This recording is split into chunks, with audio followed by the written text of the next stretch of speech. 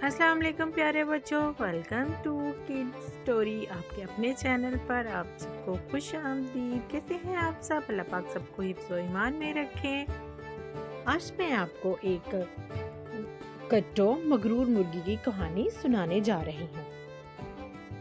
एक बूढ़ी औरत थी जो कि तन्हा रहती थी। उसने अपने घर में रौनक के और अपनी गुजर बसर के लिए बहुत सी मुर्गियाँ और मुर्गे पाल रखे थे। वो मुर्गियाँ अंडे देती। बूढ़ी औरत कभी उन अंडों को बेच देती और कभी उन अंडों को जमा करती और उनसे चूजे निकलवाती और अपना गुजर बसर करती। बूढ़ी औरत ने उन मुर्गियों के नाम भी रखे थे।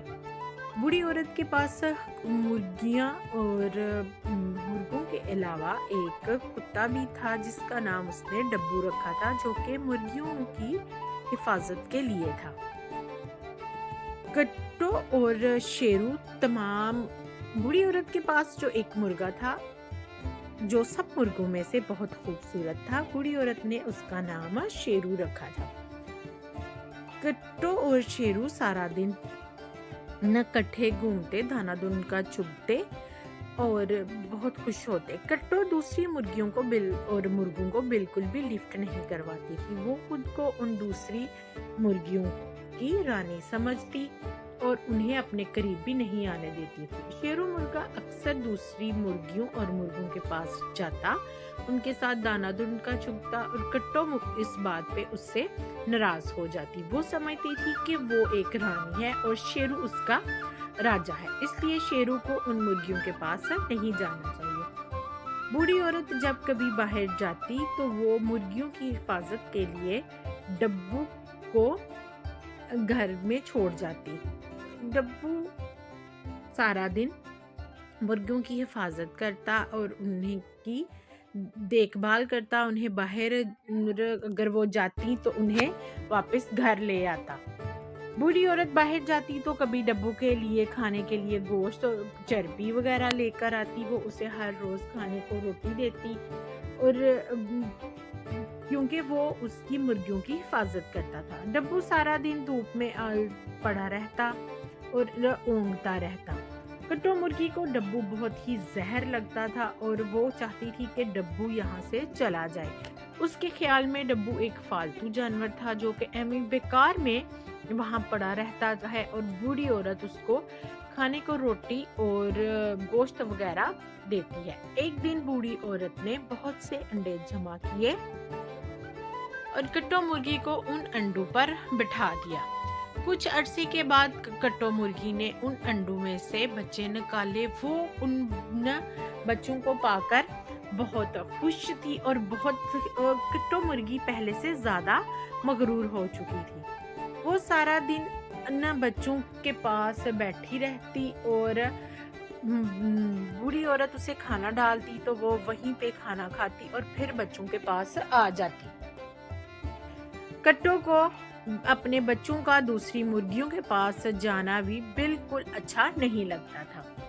बच्चे जब थोड़ा चलने फिरने के काबिल हुए तो वो दूसरी मुर्गियों के पास जाते, उनके साथ खेलते। दूसरी मुर्गियां भी उनके साथ लाड करती और खेलती और कट्टो को बहुत तप चिढ़ती। वो उसके ख्याल में कि बच्चे उसके थे और उन्हें उनके पास ही रहना चाहिए। कट्टो जब अपने बच्चों को दूसरी मुर्गियों के पास जाता देखती तो जल्दी से उनकी तरफ बढ़ती, उन्हें आवाजें देती और उन्हें लेकर खेतों की तरफ जा निकलती। एक बिल्ली काफी दिनों से कट्टो और उसके बच्चों को वहां पर टहलता खेतों की तरफ जाता देख रही थी। वो काफी दिनों से उन पर नजर रखे बैठी थी कि कब वो उन्हें तन्हा मिले और वो उसके बच्चों को झपट ले, क्योंकि कभी दूसरी मुर्गियां और शेरू भी उनके साथ होता था। एक दिन हस्बे मामूल कट्टो अपनी बच्चों को लेकर खेतों की तरफ निकली तो बिल्ली ने फौरन से उसका पीछा किया और उसके बच्चों की तरफ झपटना चाहा। कट्टो ने जब देखा तो उसने शोर मचा दिया और खुद भी बिल्ली को मारने के लिए भागी। इतने में कट्टो की आवाज सुनकर शेरू मुर्गा और डब्बू कुत्ता फौरन से اس کے پاس پہنچ گئے۔ ڈبو نے بلی کو وہاں سے مار بھگایا اور بچوں کو بچا لیا۔